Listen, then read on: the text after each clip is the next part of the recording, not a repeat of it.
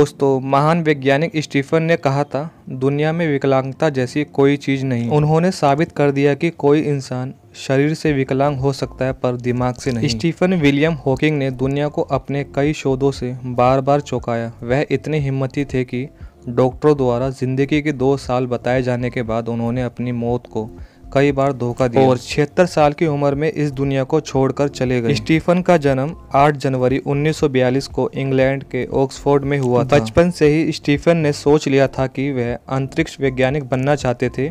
उन्होंने 20 वर्ष की आयु में कैम्ब्रिज कॉस्मोलॉजी विषय को शोध के लिए चुना और इस विषय पर पीएचडी भी की। महज 21 वर्ष की उम्र में हॉकिंग की छाप विश्वविद्यालय में पढ़ने लगी। उनकी आंखों में सैकड़ों सपने थे, लेकिन एक दिन जब छुट्टियों में घर पर थे और सीढ़ियां उतर रहे थे, तभी उन्हें बेहोशी का एहसास हुआ और वो नीचे गिर गए। तभी स्टीफन के पिता उन्हें अस्पताल ले गए और पता चला कि उन्हें एमियोट्रोफिक लेटरल स्क्लेरोसिस नाम की जटिल बीमारी ने जकड़ लिया। यह साल 1963 था।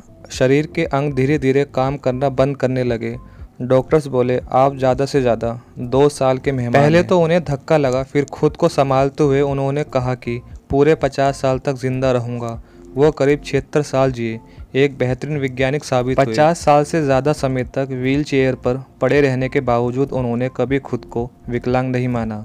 उनका मानना था कि दुनिया में कोई भी शख्स विकलांग नहीं है। ब्रिटिश भौतिक वैज्ञानिक स्टीफन विलियम्स हॉकिंग ने साबित कर दिया कि कोई इंसान शरीर से विकलांग हो सकता है पर दिमाग से नहीं। स्टीफन का कहना था कि उनकी शारीरिक असक्षमताओं के चलते ही उन्हें ब्रह्मांड को लेकर की गई रिसर्च पर सोचने का काम मिला। उनकी स्टडी ने साबित किया कि दुनिया में कोई अपंग नहीं है। उन्होंने कहा था, हमारा दिमाग एक कंप्यूटर की तरह है जो उनके अलग अलग पार्ट के फेल होने के चलते काम करना बंद कर देता है। स्टीफन की व्हील चेयर ने उनका पूरा साथ दिया। उसे कुछ इस तरह बनाया गया था कि वो उनकी बातें समझती थी, उनकी तरफ से वही लोगों से बात करती थी। इतना ही नहीं, स्टीफन जो चाहते थे वो लिखती भी थी।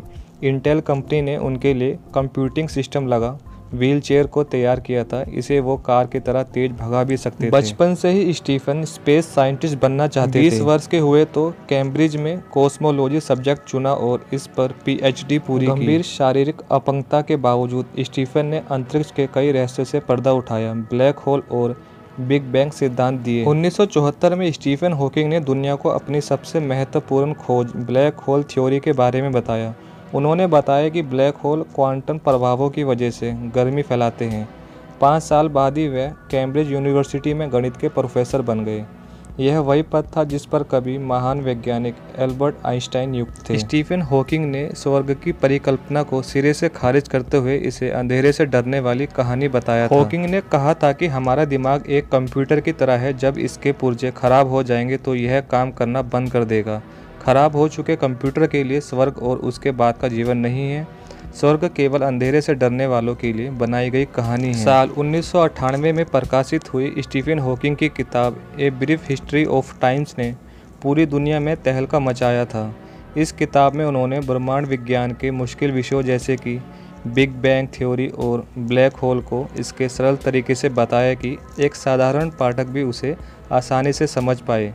इस किताब की लाखों प्रतियां हाथों हाथ बिक गई।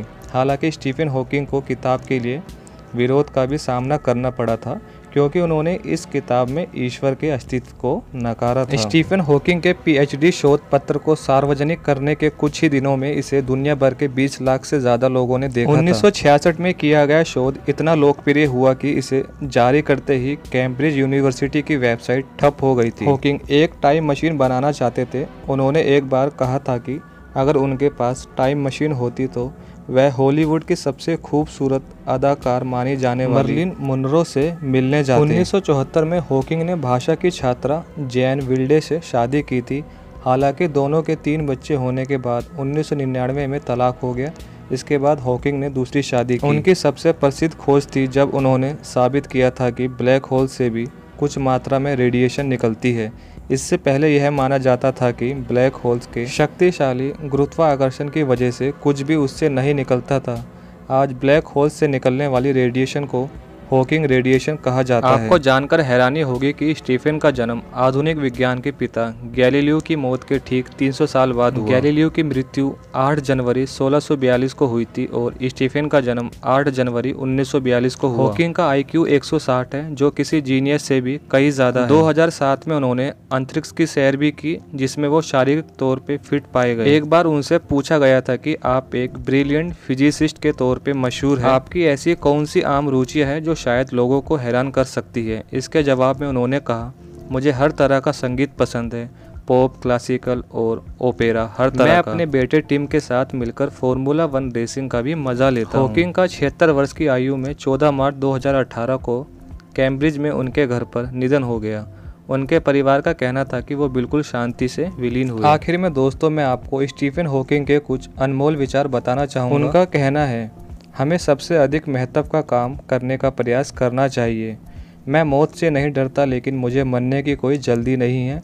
मेरे पास पहले करने के लिए इतना कुछ है। मेरे पास इतना कुछ है जो मैं करना चाहता हूँ। मुझे समय बर्बाद करने से नफरत है।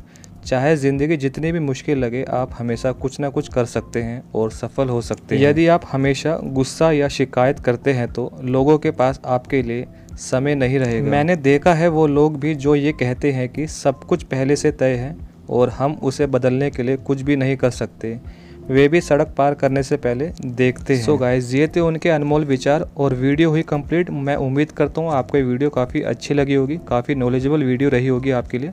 अगर वीडियो आपको पसंद आती है तो चैनल कर देना सब्सक्राइब। फिर मिलेंगे हम आपसे नेक्स्ट वीडियो में।